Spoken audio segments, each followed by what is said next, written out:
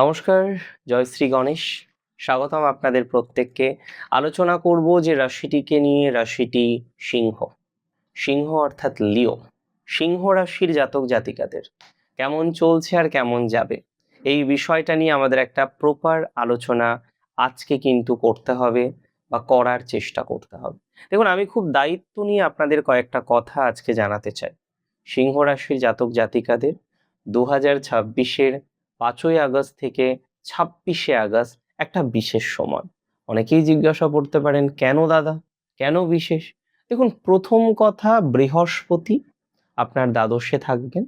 বৃহস্পতির সাথে বুধের একটা কম্বিনেশন বা কানেকশন তৈরি হতে চলেছে, যে সঞ্চারটা আপনাদের জন্য অত্যন্তভাবে পজিটিভ বলে আমি অন্ততপক্ষে মনে করছি। এই ট্রানজিট আপনাদের জন্য অত্যন্ত পজিটিভ বলে আমি অন্ততপক্ষে মনে করছি। দেখুন, আমার একদম সিম্পল কথা, সহজ কথা বা সরল কথা।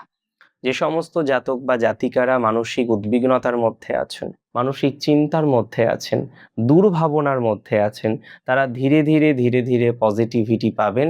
এটা 100% শিওরিটি দিয়ে আমি আপনাকে বলতে পারি।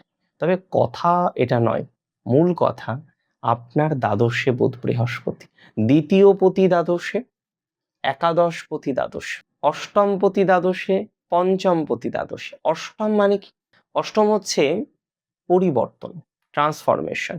তবে এটাও আপনাদের জানিয়ে রাখি, যখন অষ্টমপতি দ্বাদশে আসেন তখন বিপরীত রাজযোগ তৈরি হয়।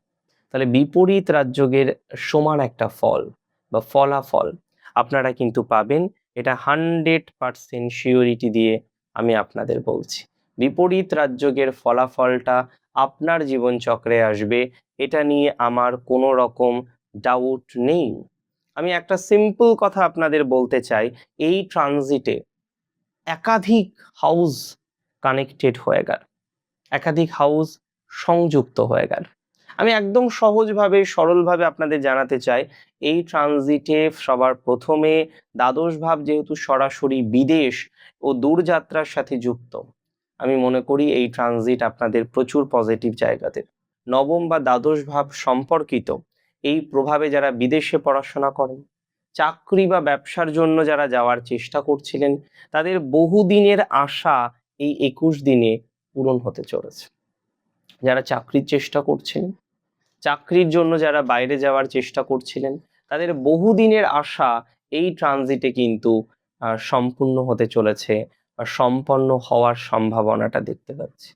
আমি মনে করি আপনাদের ইনভেস্টমেন্ট, এবং এখানে কিছু ইনভেস্টমেন্ট হবে, এখানে কিছু খরচ আপনার হবে, এখানে আপনার ব্যয় কিছু হবে, আপনার মনে হবে টাকাটা লস গেল, কিন্তু ওই যে বিপরীত রাজযোগের প্রভাব আলটিমেটলি কিন্তু লাভ হিসেবেই আসবে।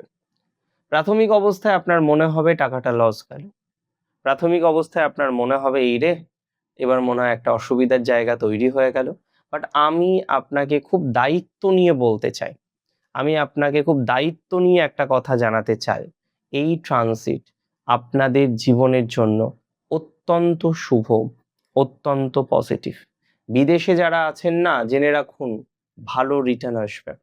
মাল্টি ন্যাশনাল সেক্টরে যারা বিনিয়োগ করেন, জেনে রাখুন ভালো ফলাফল পাবেন, দারুণ রিটার্ন পেতে পারেন আপনি। অনলাইন ট্রেডিং বা এক্সপোর্ট ইম্পোর্টের বিজনেসে বড় লাভ হবে আপনার।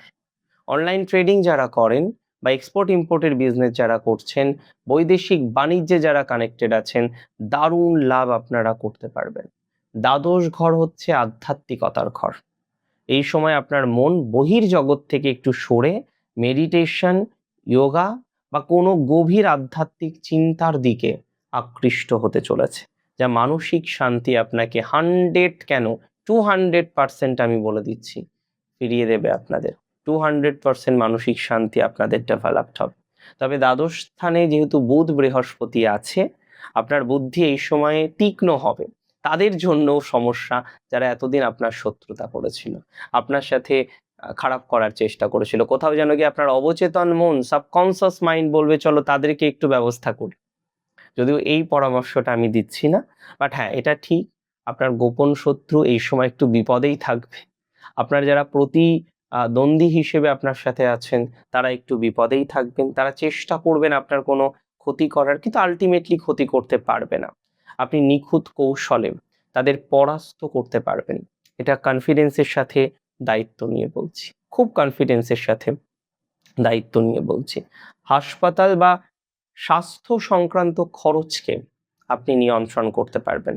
দ্বাদশপতি বৃহস্পতির প্রভাবে চিকিৎসাগত বা অন্য কোনো লুকানো খরচ হতে পারে।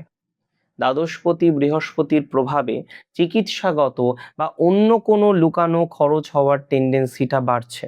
তবে বুধের প্রভাবে সঠিক যদি পরিকল্পনা করেন, সেই অতিরিক্ত ব্যয় নিয়ন্ত্রণ করাটা আপনার পক্ষে সম্ভব। বুধের প্রভাবে সঠিক পরিকল্পনা করতে হবে, বুধের প্রভাবে সঠিক চিন্তা ভাবনা করতে হবে, তাহলে অতিরিক্ত ব্যয়কে নিয়ন্ত্রণ করাটা আপনার জন্য জাস্ট ইজি হয়ে যাবে, অনেক বেশি ইজি হয়ে যাবে। বুঝতে পারছেন? এবং আমি আপনাদের একটা কথা বলে দিই, বহু সিংহ রাশির সন্তান নিয়ে সমস্যা ছিল, এখনো হয়তো অনেকের আছে। কনসিভ হওয়া নিয়ে সমস্যা ছিল, এখনো হয়তো অনেকে ফেস করেন। সন্তান নিয়ে সমস্যা, কনসিভ হওয়া নিয়ে সমস্যা, ভালো মেডিকেল ট্রিটমেন্টের মাধ্যমে, ভালো মেডিকেল সাপোর্টের মাধ্যমে এই সন্তান রিলেটেড সমস্যা বা কনসিভ রিলেটেড সমস্যায় যারা আছেন, তারা নিশ্চিত জেনে রাখুন সমাধান পাবেন। দূরবর্তী স্থানে আপনার ট্রাভেলিং হতে পারে, দূরবর্তী স্থানে যাওয়ার সংযোগ দেখতে পাচ্ছি। ভবিষ্যতে লাভজনক জায়গা আসবে, দূরের চিকিৎসা আপনার জন্য কার্যকারী হতে পারে, দেশের বাইরে চিকিৎসা আপনার জন্য কার্যকারী হতে পারে। অর্থাৎ এই সময়টা আমি বলবো চিকিৎসার মাধ্যমে ব্যাপক পজিটিভিটি প্রাপ্তির সম্ভাবনা আপনারা দেখতে পারবেন। এই সময় হয়তো কিছু খরচ হবে, কিছু ইনভেস্টমেন্ট হবে, কিন্তু সেটা ভবিষ্যতে লাভজনক। সেই ইনভেস্টমেন্ট, সেই খরচটা ভবিষ্যতের জন্য অত্যন্ত লাভদায়ক হবে। যারা রিসার্চ করছেন, উচ্চশিক্ষার সাথে যারা কানেক্টেড, তাদের জন্য বিদেশ থেকে স্কলারশিপ, বিদেশ থেকে সুযোগ আসতে পারে। ইভেন বিদেশে যাওয়ার প্রবণতাটা বাড়বে। রিসার্চ যারা করতে চাইছেন, যারা নতুন করে রিসার্চ করতে চাইছেন, পোস্ট ডক করতে চাইছেন, ফেলোশিপ করতে চাইছেন, তারা বিদেশের যাওয়ার একটা ভালো সুযোগ পাবেন। প্রত্যেকটি ট্রানজিট না তার কিছু বিশেষ বার্তা আমাদের দিতে চায়, প্রত্যেকটি ট্রানজিট তার কিছু বিশেষ তথ্য আমাদেরকে দিতে চায়, প্রত্যেকটি ট্রানজিট তার কিছু বিশেষ প্রভাব আমাদের জীবনের জন্য কিন্তু নিয়ে আসে। আর এই ট্রানজিট আপনার জীবনে বিশেষ বিশেষ ফলাফলকে বহন করে আনবে, এটা খুব দায়িত্ব নিয়ে, খুব কনফিডেন্সের সাথে আপনাদেরকে বলতে পারি। এই ট্রানজিট বিশেষ ফলাফল আনবে আপনার লাইফে, এই ট্রানজিট আপনার লাইফে বিশেষ শুভ সুযোগ আনবে, অ্যান্ড 100% আনবে। দেখুন এই সময় কি করবেন বলুন তো?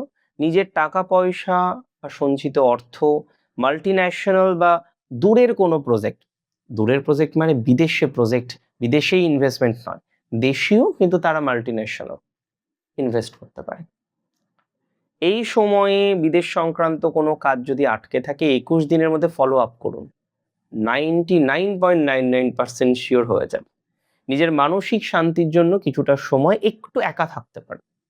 রেগুলার আমি বলবো মেডিটেশন করতে, একদম রেগুলার মেডিটেশন করুন। মেডিটেশন বোঝেন না, কোনো কিছু বোঝার দরকার নেই, জাস্ট চুপ করে বসে থাকুন। আস্তে আস্তে আস্তে আস্তে নিজেই শিখে যাবেন। কিছু কিছু জিনিস না নিজেকে উপলব্ধি করতে হয়, আত্ম উপলব্ধি করতে হয়, আর আত্ম উপলব্ধিতেই সব থেকে বেশি পরিতৃপ্তি আমরা ইউজুয়ালি পেয়ে থাকি। তাই মেডিটেশন করুন, ডু মেডিটেশন রেগুলারলি। এই সময়ে অতিরিক্ত ব্যস্ত হয়ে কোনো কিছু কিনবেন না, অতি আবেগপ্রবণ হয়ে কোনো খরচ করবেন না প্লিজ। কাউকে অন্ধের মতো বিশ্বাস করে বড় কোনো আর্থিক গ্যারান্টি বা লোন দেবেন না। অতিরিক্ত আবেগপ্রবণ না হওয়াই ভালো। অতিরিক্ত আবেগপ্রবণ হলে সমস্যা, অতিরিক্ত আবেগপ্রবণ হলে জটিলতা। এই সময় এটা মাথায় রাখতে হবে। বৈদেশিক বা দূর ভ্রমণের সুযোগকে কাজে লাগিয়ে জীবনে একটা নতুন সফল মোড় আপনি নিয়ে আসতে পারবেন। একটা না জানা গল্প যেটা হয়তো কেউ জানে না, আপনি ক্রিয়েট করতে পারবেন। আপনার জীবনের একটা নতুন অধ্যায় শুরু করতে পারবেন। প্রপার প্ল্যানিংটা দরকার। তার মানে কি ভালো হবে না বলছি, ভালো হবে, বাট প্ল্যানিংটা দরকার, প্রপার পদক্ষেপটা দরকার, প্রপার সিস্টেমটা দরকার। যে দাদা আমি এই সিস্টেমে চলবো, এই আমার প্ল্যান, এটাকে বাস্তবায়িত করব, তার জন্য যা যা করা দরকার, যা যা প্রয়োজনীয় সব কিছু করব। এই মেন্টালিটি আপনাদের রাখতে হবে। সেটা যদি রাখতে পারেন ভালো থাকবেন, আর সেটা যদি না রাখতে পারেন তাহলে জটিলতায় পড়বেন। অনেক ভালো থাকুন আপনারা প্রত্যেকে, সুস্থ থাকুন, স্বাভাবিক থাকুন, সুন্দর থাকুন। জয় শ্রী গণেশ।